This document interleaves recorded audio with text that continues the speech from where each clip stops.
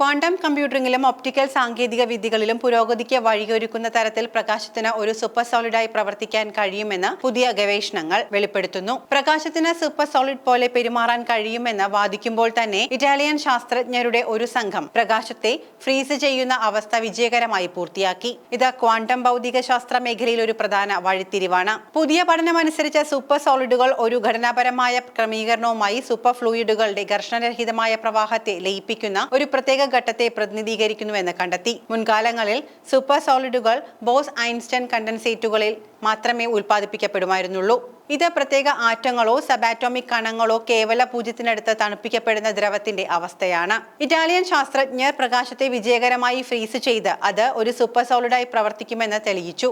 ഖരരൂപത്തിലുള്ള ഘടനയും ഘർഷണരഹിതമായ ഒഴുക്കും പ്രകടിപ്പിക്കുന്ന ദ്രവ്യത്തിന്റെ അപൂർവ അവസ്ഥ. നേച്ചർ ദ ജേർണലിൽ അടുത്തിടെ പ്രസിദ്ധീകരിച്ച ഈ കണ്ടെത്തൽ ക്വാണ്ടം ഭൗതിക ശാസ്ത്രത്തിലെ ഒരു സുപ്രധാന നാഴികക്കല്ലാണ്. കൂടാതെ ക്വാണ്ടം കമ്പ്യൂട്ടിംഗിലും ഒപ്റ്റിക്കൽ സാങ്കേതിക വിദ്യകളിലും ഭാവിയിലെ ആപ്ലിക്കേഷനുകളിൽ വിപ്ലവം സൃഷ്ടിക്കും. എന്താണ് സൂപ്പർ സോളിഡ് ലൈറ്റ്? ഒരു ഖരവസ്തുവിന്റെ കാഠിന്യവും ഒരു സൂപ്പർ ഫ്ലൂയിഡ് പോലെ ഒഴുകാനുള്ള കഴിവും ഒരേ സമയമുള്ള ദ്രവ്യത്തിന്റെ ഒരു വിദേശ ഘട്ടമാണ് സൂപ്പർ സോളിഡ്. ഇതുവരെ ബോസ്-ഐൻസ്റ്റൈൻ കണ്ടൻസേറ്റുകളിൽ മാത്രമാണ് സൂപ്പർ സോളിഡിറ്റി നിരീക്ഷിക്കപ്പെട്ടിട്ടുള്ളൂ. ഒരു കൂട്ടം ബോസോണുകൾ കേവല പൂജ്യത്തിനടുത്ത് തണുപ്പിക്കപ്പെടുമ്പോൾ അവ ഒരു ക്വാണ്ടം അവസ്ഥയിൽ എത്തുമ്പോൾ രൂപം കൊള്ളുന്ന ദ്രവ്യത്തിന്റെ അവസ്ഥയാണ് ഇത്. ഇറ്റാലിയൻ ശാസ്ത്രജ്ഞർ പ്രകാശത്തെ മരവിപ്പിച്ചത് എങ്ങനെയാണ്? സാധാരണയായി ഒരു ദ്രാവകം മരവിക്കപ്പെടുമ്പോൾ അതിന്റെ തന്മാത്രകൾ മന്ദഗതിയിലാവുകയും ഒരു ഖരഘടനയിലേക്ക് സംഘടിക്കപ്പെടുകയും ചെയ്യുന്നു. എന്നിരുന്നാലും ഈ പരീക്ഷണത്തിൽ അസാധാരണമായ ക്വാണ്ടം ഇഫക്റ്റുകൾ ഉയർന്നുവരുന്ന കേവല പൂജ്യത്തിനടുത്തുള്ള താപനിലയിലാണ് ഗവേഷകർ ഉപയോഗിച്ചത്. 0 കെൽവിൻ -273.15 ഡിഗ്രി സെൽഷ്യസ് അല്ലെങ്കിൽ -459.67 ഡിഗ്രി ഫാരൻഹീറ്റ് എന്നിവയിൽ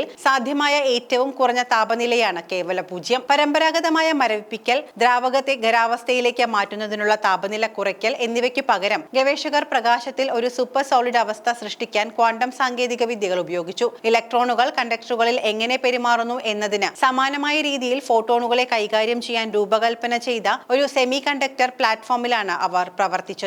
സൂക്ഷ്മ വരമ്പുകൾ ഉൾച്ചേർന്ന ഗാലിയം ആർസൈനൈഡ് ഘടന ഉപയോഗിച്ച് പൊളാരിറ്റോണുകൾ എന്നറിയപ്പെടുന്ന ഹൈബ്രിഡ് പ്രകാശ ദ്രവ്യ കണങ്ങൾ നിർമ്മിക്കാൻ സംഘം ഒരു ലേസർ ഉപയോഗിച്ച് ഫോട്ടോണുകളുടെ എണ്ണം കൂടുന്നതിനനുസരിച്ച് സൂപ്പർ സോളിഡിറ്റിയെ സൂചിപ്പിക്കുന്ന ഒരു പാറ്റേൺ ആയ ഉപഗ്രഹ കണ്ടൻസേറ്റുകളുടെ രൂപീകരണം ഗവേഷകർ നിരീക്ഷിച്ചു. ഈ കണ്ടൻസേറ്റുകൾ ഒരേ ഊർജ്ജം പങ്കിട്ടെങ്കിലും വിപരീത തരംഗ സംഖ്യകൾ പങ്കിട്ടു.